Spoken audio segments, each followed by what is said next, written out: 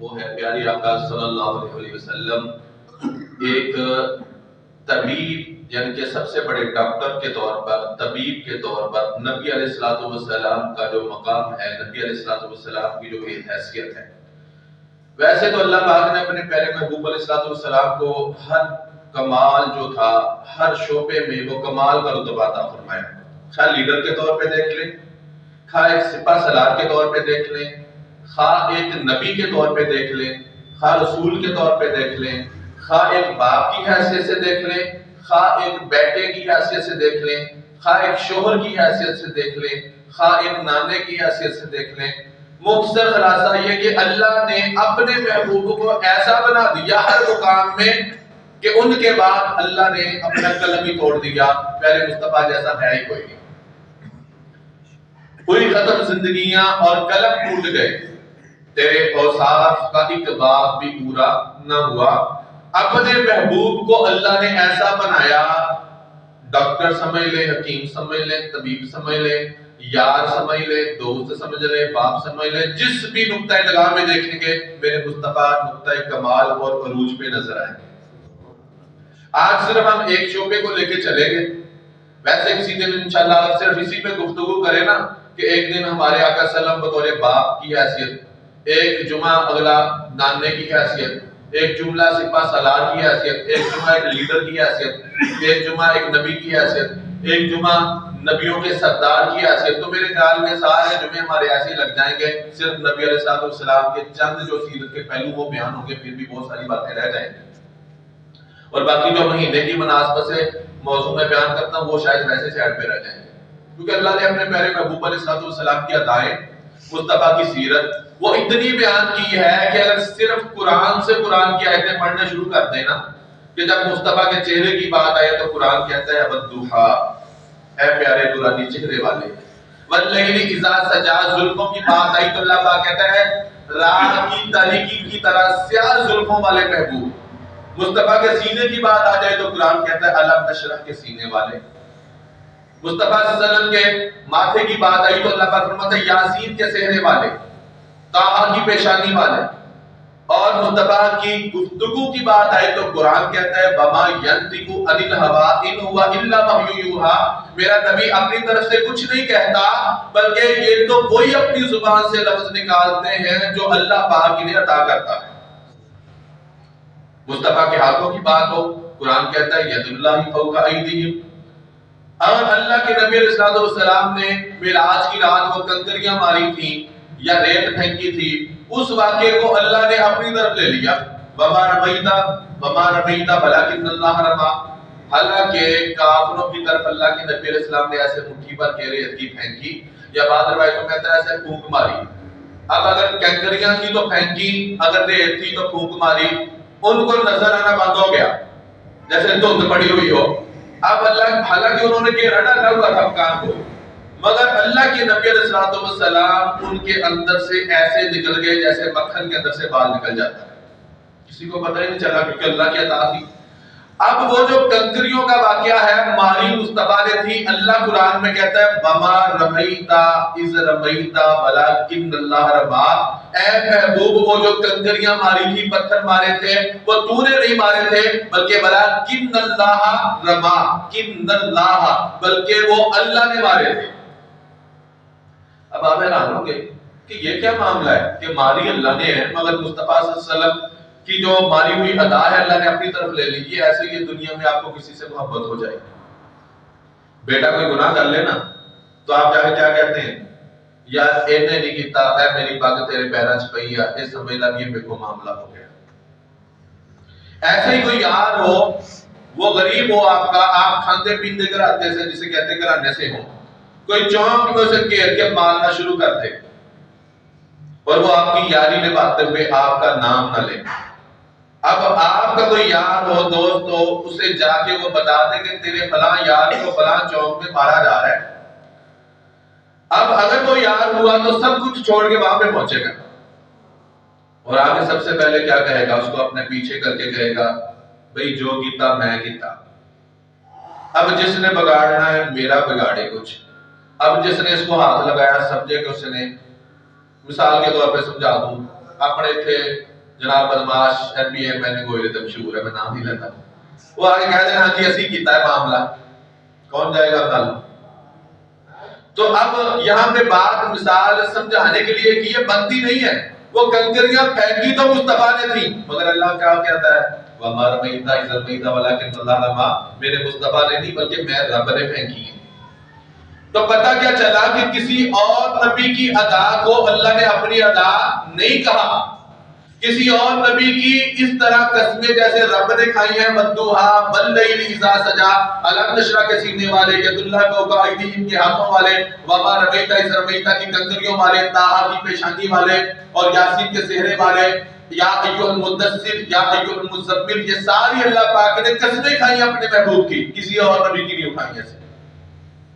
پتہ کیا چلا کہ ہمیں اللہ پاک نے محبوب بھی عطا فرمایا تو تمام نبیوں کا سردار عطا فرمایا۔ اب یہ جو بھی میں شعر پڑھ رہا تھا نا، بلغ العلاب کمالہ، ان اشعار میں بڑی جان ہے، کبھی تصور رکھ کے پڑھے، جسے چاہا در پہ بلا لیا، جسے چاہا اپنا بنا لیا، یہ بڑے کرم کے ہیں فیصلے، یہ بڑے نصیب کی بات ہے۔ آج سے 1 سال پہلے میں بھی ایسی تھا، دل میں حسرت ہوتی تھی کہ یار کبھی ہم بھی دیکھیں گے وہ روضہ رسول صلی اللہ علیہ وسلم، جو دیکھ آئے ہیں ان کا بھی بار بار دل، ان کی ایک اپنی چاشنی تڑپ ہے کہ دوبارہ کاش نصیب ہو جائے، اور جنہوں نے دیکھا نہیں وہ بن دیکھے تڑپتے ہیں۔ مگر ایک جو مجھے کہیں سے دوست نے کہا تھا جو وہاں سے ہو کے آیا تھا، اس نے کہا نیت کر لے کے جانا ہے، اور دوسری بات یہ تھی کہ جب آپ کبھی مصطفیٰ پہ درود پڑھیں یا سلام پڑھیں تو آنکھیں بند کر کے یوں سمجھیں کہ آپ کے سامنے گنبد خضرا ہے اور آپ بیٹھے یا کھڑے ہو کے وہاں پہ درود و سلام پڑھ رہے ہیں، تو جلدی بلاوا آ جاتا ہے۔ آزمائیے کبھی آپ نے۔ یہ میں شعر پڑھ رہا تھا جسے چاہا در پہ بلا لیا، تو پرسوں میں نے ایک واقعہ پڑھا، یہ واقعی دولت کی بات نہیں ہے، وہ موضوع میرا تھوڑا سا بدل گیا ہے، پہلے بتاؤ۔ یہ بات ہے ان کی نگاہ کرم کی، جب وہ نگاہ کرم کرتے ہیں تو پیسوں کا سبب بھی خود ہی بنا دیتے ہیں، سب کچھ خود بن جاتا ہے۔ جتنا دیا سرکار نے مجھ کو اتنی میری اوقات نہیں، یہ تو کرم ہے ان کا ورنہ مجھ میں ایسی بات نہیں۔ یہ گجرات کی بات ہے کہ وہاں پہ ایک امرودوں والا جو تھا نا وہ امرود بیچا کرتا تھا، یہ سچی بات ہے، اور آج کل کی ہے، ابھی اسی سال کی بات ہے۔ اس کی ایک خوبی پتہ کیا تھی کہ وہ مصطفیٰ صلی اللہ علیہ وسلم پہ درود پاک بہت پڑھتا تھا۔ اس کی عادت تھی کہ اکیلا مرود صاف کر کے اور ٹاکینا صاف کرتے تھے، پالٹیاں نے بھی مروداں نے صاف کر کے اپنی ٹوکری چلاتے ہیں اور چمکتے ہیں مرود۔ اس نے جب بھی کوئی مرود صاف کرنا درود پاک پڑھنا، جب بھی کوئی مرود صاف کرنا درود پاک پڑھنا۔ کتنا خوش بخت تھا میں کہوں گا، اور کتنے خوش بخت ہوں گے وہ کھانے والے کہ ہر مرود کے اوپر مصطفیٰ کا درود پاک پڑھا ہوا ہے۔ اس سے کسی نے پوچھا یار تجھے یہ سعادت کیسے نصیب ہوئی؟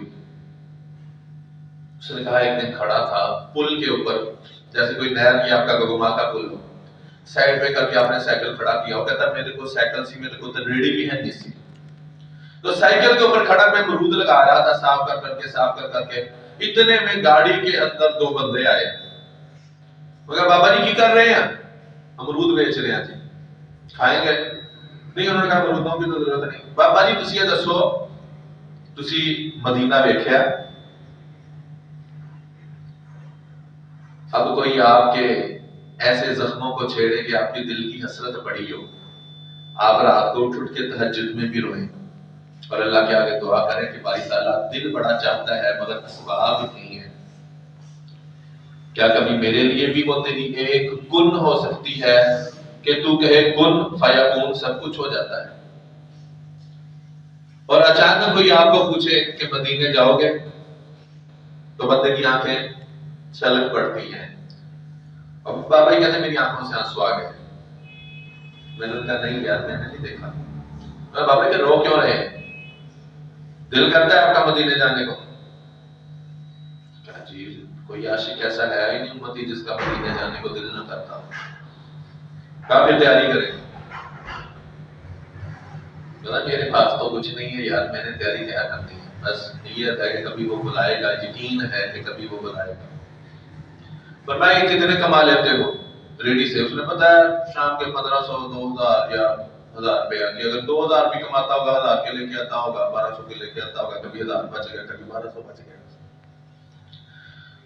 انہوں نے کہا اچھا ایسا کرو، یہ لوگ پیسے کل تیاری کر کے رکھنا، ہم کل پھر آئیں گے، اور کل آپ نے ریڈی نہیں لگانی، اگلے 2-3 دن کی ریڈی کے پیسے یہ ہم آپ کو دے رہے ہیں۔ پاسپورٹ بنا ہے آپ کا؟ نہیں جی۔ شناختی کارڈ؟ شناختی کارڈ کہتا ہے گا، لیکن پتہ نہیں ہوتی ڈیٹ بھی ہے کہ نہیں ہے گی، میں تو انہوں بھی کدی نہیں کر کے دیکھا جب ان کی نگاہ کرم ہوتی ہے، جب وہ بلاتے ہیں بندے کو۔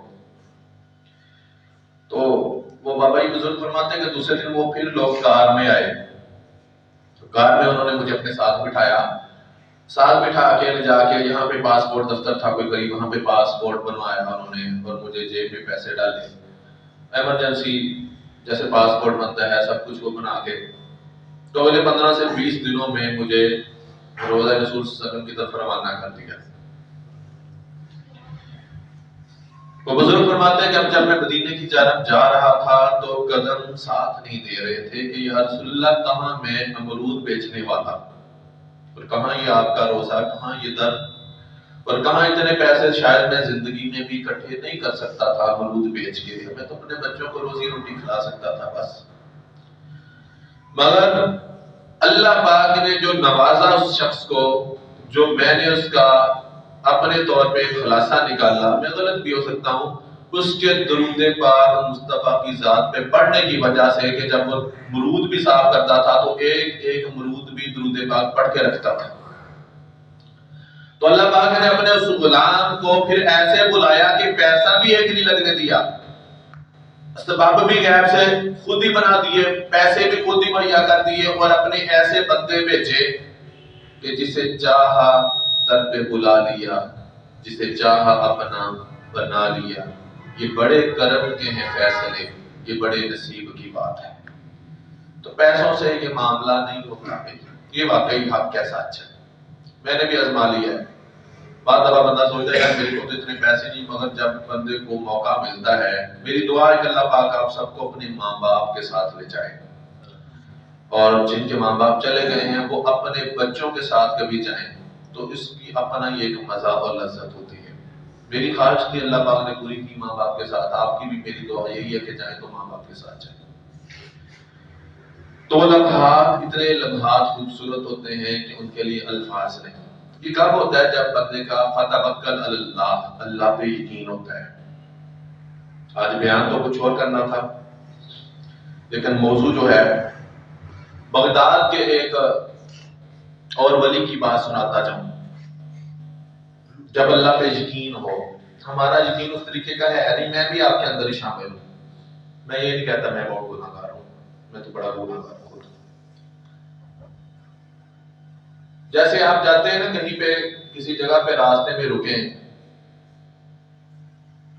تو جب آپ رکیں کوئی ایک مسافر بندہ ہو جو ان لوگوں کو جانتا نہیں ہے، وہاں پہ 20 بندے رات کو رکے ایک جگہ پہ، تو ایک بندہ قتل ہو گیا، یہ ہلکا سا والیوم کم کرتے ہیں، تو ایک بندہ نا قتل ہو گیا۔ اب بندہ جب قتل ہوا تو وہ 20 ہی بندے تھے جنہوں نے رات وہاں پہ گزاری تھی۔ اب سارے بندے جو ہیں وہ ڈھونڈ رہے ہیں، جی بس ٹھیک ہے، تو سارے بندے اس قاتل کو ڈھونڈ رہے ہیں، اب قاتل کہاں سے ملے؟ اب ہوا کیا کہ شام کو پتا چلا کہ فلانے بندے دا بھی رشتہ دار ہے گا، فلانے دا بھی رشتہ دار ہے گا، فلانے دا بھی رشتہ دار ہے گا۔ وہ 19 جو لوگ تھے نا، ان کو ان کے تعلق واسطے والے چھڑا کے لے گئے۔ اب ایک 20واں بندہ تھا جو مسافر تھا، اس کا کوئی پرسان حال نہیں تھا، پوچھنے والا کوئی نہیں تھا، جانتا ہی نہیں تھا۔ اب ظاہری بات ہے قتل سارا کس کے سر پڑ گیا؟ اس کے سر پڑ گیا، اس کو جیل میں دے دیا گیا۔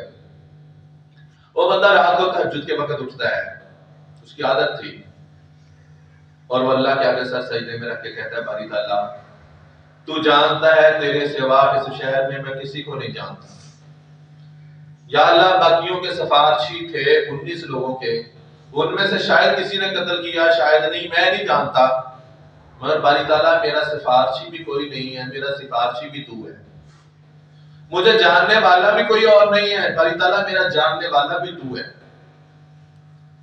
باری تعالیٰ میری سفارش کر کے مجھے یہاں سے لے جانے والا بھی کوئی نہیں ہے، سب کچھ، مگر اتنی بات ہے، تو ایک بات تو ضرور جانتا ہے کہ یہ قتل میں نے نہیں کیا، اس بات کا صرف تجھے علم ہے باری تعالیٰ، میں صرف تجھے یقین دلا سکتا ہوں، باقی لوگوں کو نہیں دلا سکتا، تو باری تعالیٰ میری مدد فرما، میرے چھوٹے چھوٹے بچے ہیں، پریشان ہو جائیں گے، بھوک سے پریشان ہو جائیں گے۔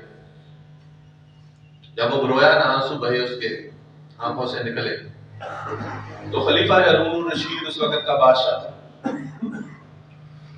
اللہ پاک کی طرف سے اس کے کانوں میں آواز پڑی کہ اے خلیفہ تو یہاں پہ سویا ہوا ہے، جا کے دیکھ ایک میرا بندہ جیل میں بے گناہ پکڑا ہوا ہے قتل کے الزام میں، جا کے اس کی مدد کرو، اسے چھڑاؤ۔ خلیفہ ہارون الرشید اٹھا، جوتے پہنے، جلدی جلدی بھاگا کہ اللہ کی طرف سے مجھے آواز آ گئی، اس سے بڑی خوش قسمتی اور کیا ہو سکتی ہے۔ خلیفہ ہارون الرشید نے جہاں کا اشارہ ملا تھا اس جیل میں گیا، دیکھا کوئی شخص نظر نہیں آیا، رات کی تاریکی تھی، لائٹ بند ہوتی ہے، بعد جب ایک دروازے کے پاس سے گزرنے لگا تو ایک شخص اللہ کے آگے سر سجدے میں رکھ کے رو رہا تھا کہ باری تعالیٰ تو جانتا ہے کہ یہ قتل میں نے نہیں کیا، باری تعالیٰ باقیوں کے سفارشی تھے، اسے چھڑا کے لے گئے، میرا سفارشی کوئی نہیں ہے، میرا سفارشی بھی تو ہے، باری تعالیٰ باقیوں کو جاننے والے اس شہر میں موجود تھے، میرے جاننے والا بھی کوئی نہیں، تو ہی میرے جاننے والا ہے، تو ہی میرا ضمانتی ہے، تو ہی میرا سفارشی، باری تعالیٰ مگر قتل میں نے نہیں کیا۔ خلیفہ کو پتا چل گیا کہ یہی وہ بندہ ہے جو اللہ کے آگے رو رہا ہے، اور اللہ نے مجھے آواز دے کے جگایا ہے۔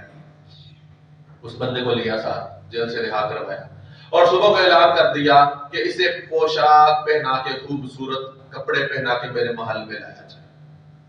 لوگ اکٹھے ہو کے پوچھا گیا کہ یہ معاملہ کیا ہے؟ فرمایا کہ آج تک میں بادشاہ تھا، کبھی میرے پاس کسی گورنر کی پہلے کو حکم آتا فلاں بندے کو چھوڑ دو، کبھی کسی کی سفارش آتی، کبھی کسی کی سفارش آتی، مگر لوگوں آج میں تمہیں دکھانا چاہتا ہوں ایک ایسا شخص کہ جس کی سفارش، جس کی گواہی بے گناہ ہونے کی کسی اور نے نہیں دی بلکہ خود رب العالمین نے دی۔ تو ایسے شخص کو دیکھو، میں کہتا ہوں کہ ایسے شخص کو دیکھنا بھی ثواب ہے، اور اس کے جنتی ہونے میں کوئی شک نہیں ہے کہ جس کے لیے اللہ پاک وقت کا بادشاہ خلیفہ ہارون الرشید ہو، اسے سوئے ہوئے کو جگا کے کہے کہ جا، میرا بندہ جو ہے وہ بے گناہ ہے، اسے جیل سے جا کے چھڑاؤ، وہ قاتل نہیں ہے، جس کی گواہی رب دے دے اور مجھے سوئے ہوئے کو جگا کے کہے کہ فلاں بندے کو جا کے چھڑاؤ، اس سے بڑا اللہ کا ولی اللہ اور دوست کون ہوگا؟ مگر یہ کب ہوتا ہے؟ فتوکل علی اللہ، جب اللہ پہ توکل ہوتا ہے، وکفی باللہ وکیلا، تو وہ تمہارے سب کاموں کے لیے کافی ہو جاتا ہے۔ دوستان محترم، اس طریقے کے ہمیں اوپر عمل کرنا چاہیے۔ تو یہ معاملہ تب بھی ہوتا ہے جب مخلوق خدا کا ہم نے دل نہ دکھایا ہو۔ نمازاں پڑھنی ہے، ٹھیک ہے، یہ اللہ کا فرض ہے، 5 یہ اللہ کا اور بندے کا معاملہ ہے، چاہے تو پکڑ لے ایک نماز سے، چاہے تو ساری نہیں پڑھیاں معاف کر دے، اس کی رضا، لیکن پڑھنی چاہیے، گزارا نہیں اس کے بغیر۔ لیکن جو حقوق العباد ہے نا، بندوں کے حقوق، وہ بعض دفعہ ایک کسی دکھی دل سے دعا نکلی، آنسو ہوتے ہیں کسی غریب کے، اس کے پاس دوائی کے پیسے نہیں، تسی دوائی لیتی، کسی کو آپریشن دے پیسے نہیں، آپریشن کرتا، کسی نے 1 لیٹر پیٹرول ڈھوا کے کسی اسپتال تک چھاڑنا تھا، وہ روتے ہوئے آنسوں کے ساتھ جب دعا کر کے کہتا ہے جا پتر اللہ تیرا بھلا کرے، وہ دعا جو ہے اللہ کی عرشوں کو چیرتی ہوئی سیدھی اللہ کے دربار میں مقبول ہوتی ہے، قبول ہوتی ہے۔ وہ ایک بادشاہ تھا، وہ بیمار ہو گیا، لوگوں کے پاس اس کی شفا نہیں تھی، رنگ برنگے حکیم آ رہے تھے اس کے پاس۔ یہ اللہ والوں کی باتیں آج سنا رہا ہوں، حالانکہ موضوع ہمارا اور تھا، لیکن جسے چاہا در پہ بلا لیا، وہاں سے ایسا ہے کہ ادھر آگے، تو لوگ اس کے پاس، وہ کیا پتہ کیا کرتا، وہ کہتا جو بھی میرے لیے دوائی لے کے آئے گا نا، اس میں شفا ہو چاہے نہ ہو، میں اس کی دوائی کی اسے قیمت ضرور ادا کروں گا۔ اب وہ بادشاہ جو تھا وہ بھی اللہ والا تھا، آج کل کی طرح نہیں ہے، ہمارے تو بس اب نام لینا ہی غلط ہے۔ وہ جب بھی کوئی اس کے پاس دوائی لے کے آتا نا، وہ اس پڑیا کو پوچھتا، مخاطب کر کے، اے پڑیا، اے دوائی بتا، تیرے اندر اللہ نے میری اس بیماری کی شفا رکھی ہے یا نہیں رکھی؟ تو وہ پڑیا بول کے بتاتی کہ اے بادشاہ سلامت، اس دوا میں تیری بیماری کی شفا نہیں ہے۔ وہ سے پوچھتا ہاں بھی کتنے پیسے لگے؟ وہ کہتا ہے اتنے۔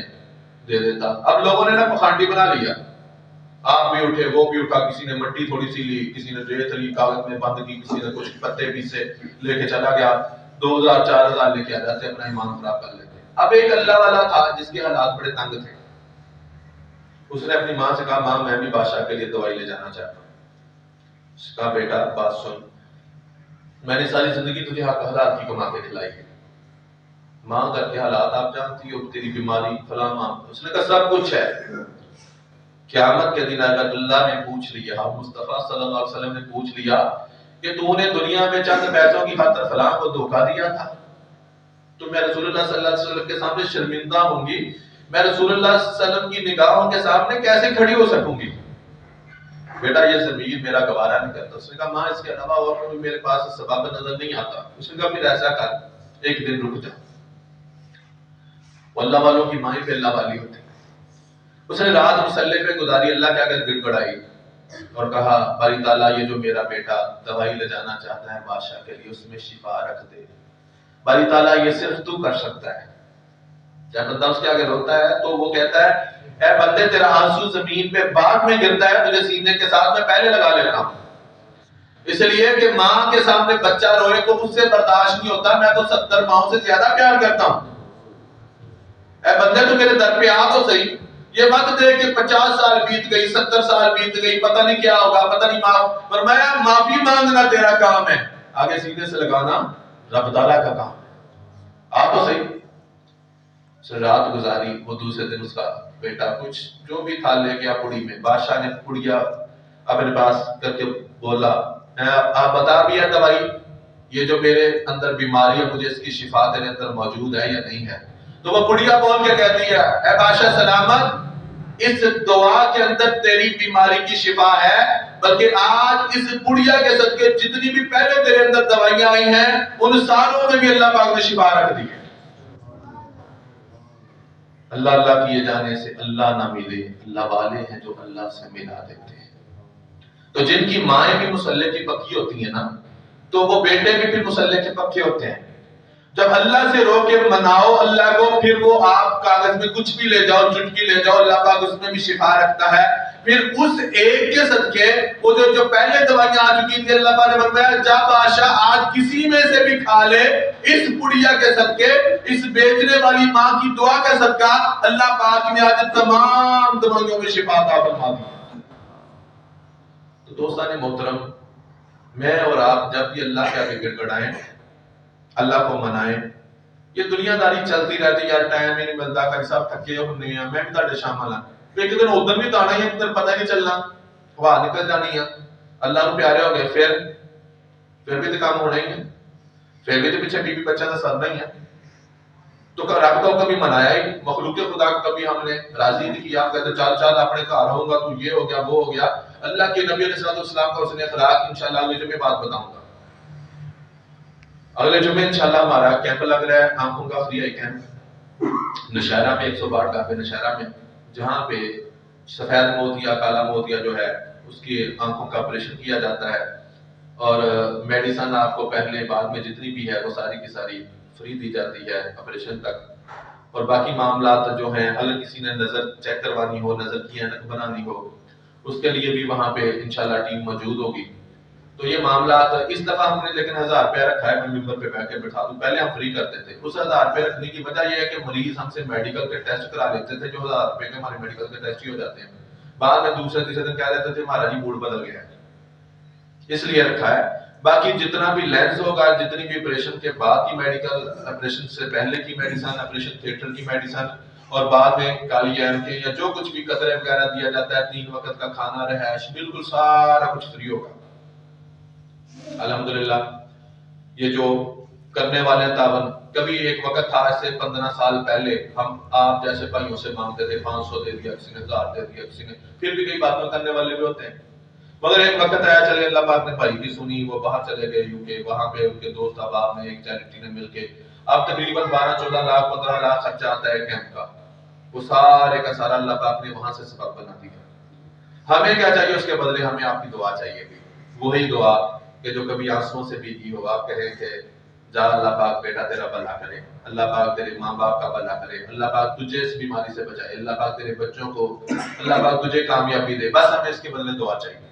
تو اگر کسی دوست احباب نے کوئی آنکھ بنانی ہے، کوئی نظر کی عینک چیک کرانی ہے یا نظر کی عینک بنوانی ہے تو انشاءاللہ اگلے جمعے آپ نوشہرہ میں تشریف لے آئیے گا۔ صبح 7 بجے سے کیمپ شروع ہو جائے گا، 11 بجے چیک اپ ہوگا، 11-12 بجے بھی آ جائیں گے، کام چلتا ہوگا، لیکن جس کی پرچی پہلے بنے گی نمبر اسی حساب سے چلیں گے۔ اگر آپ جمعہ پڑھ کے بھی آ جائیں گے چیک کتاب بھی ہو جائے گا، لیکن پھر پرچی اس وقت بنے گی اور اسی حساب سے آپ کا نمبر آئے گا۔ یہ معاملات ہیں۔ تو اللہ پاک میری اور آپ کی اس حاضری کو قبول و منظور فرمائے، مجھے اور آپ کو تہجد کے وقت اٹھ کے اللہ کو راضی کرنے کی توفیق عطا فرمائے۔ جو میرے اور آپ کے کام پھنسے ہوئے ہیں اللہ پاک ان سب میں آسانیاں پیدا فرمائے۔ یہ کب ہوگا؟ مخلوق خدا کو راضی کر لیا۔ اللہ پاک کہتا ہے جن نے میری مخلوق کو راضی کر لیا انہیں رب کو راضی کر لیا۔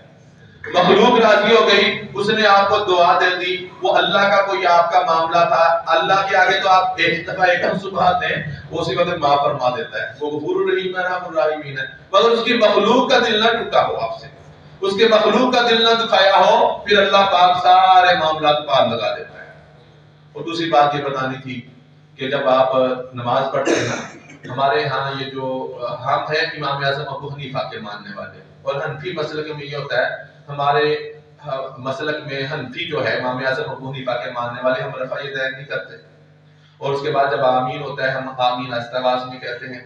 وہ امام شافعی، امام مالک، امام احمد بن حنبل 4 امام ہیں، یا تو عمل کریں گے سارا انہی کی فقہ پہ کریں گے کہ رفع یدین کرنے والے امام شافعی ہیں، پھر انہی کی فقہ کو مانیں گے، اونچی آواز میں آمین کہنے والے امام ہیں، پھر ساری فقہ ان کے۔ تو ہمارے یہاں پاکستان میں جس پہ اوپر زیادہ عمل ہوتا ہے وہ امام اعظم ابو حنیفہ کی فقہ پہ ہے۔ لیکن اگر کوئی ایسا کر لے گا نماز اس کی بھی ہو جائے گی، یہ نہیں ہے، نماز ہر حالت میں ہو جائے گی، لیکن ہم امام اعظم ابو حنیفہ کے مقلد ہیں، ان کی تقلید کرتے ہیں، ہم رفع یدین نہیں کرتے، ایک دفعہ ہاتھ باندھ لیے، بعد میں بار بار رفع یدین نہیں، اونچی آواز میں آمین نہیں کہتے۔ یہ ہمارے امام اعظم ابو حنیفہ کی فقہ ہے، اس کے اوپر بھی ہمیں عمل کرنے کی ضرورت ہے۔ باقی جیسے آپ کا دل کرے، قبول اللہ نے کرنی ہے، اور وہ ہر حال میں قبول کرنے والا ہے۔ اللہ مجھے اور آپ کو عمل کی توفیق عطا فرمائے، وما علیہ الا البلاغ۔